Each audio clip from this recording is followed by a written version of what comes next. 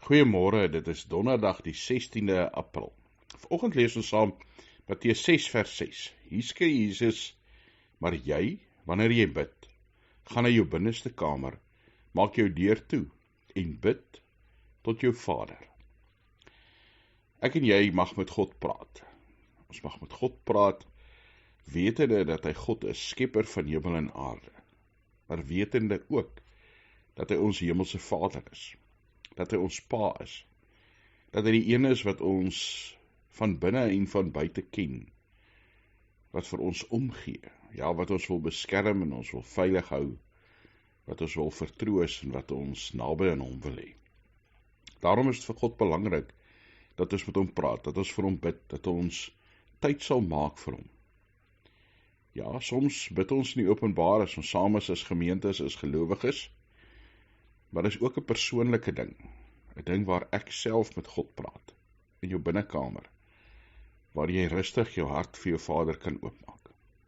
Kom ons gaan doen moeite om met God te praat, om vir hom te bid, en dan nie net stortvloed woorde van ons kant af nie, maar ook 'n luister na hom, maar bo dit alles 'n eerlike deel van dit wat in ons harte aangaan.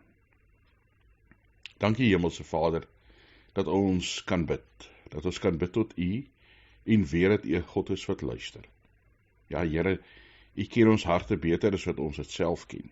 Ja, voor ons nog woorde gevorm het, weet U al wat ons wil gaan sê, weet U wat agter dit sit. Dankie dat ons by U kan vrede en troos en hoop vind. Mag ons daai belewenis hê, soos Psalm 131 sê, dat ons soos 'n kind is wat by sy moeder tevredenheid vind, 'n kind wat by sy pa en sy ma rustigheid ervaar, omdat hy weet hy's daar geliefd, iemand wat omgee. Dankie dat U ons wil ontmoet elke dag. Mag ons deur die Gees nader aan U kom.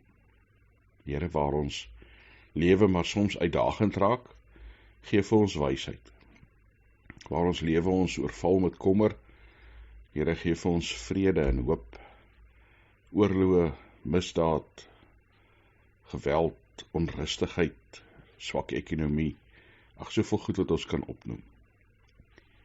U ken elkeen van ons bid dat U ons behoeftes sal voorsien. Ja, Here, dat U vir ons krag en troos sal bied.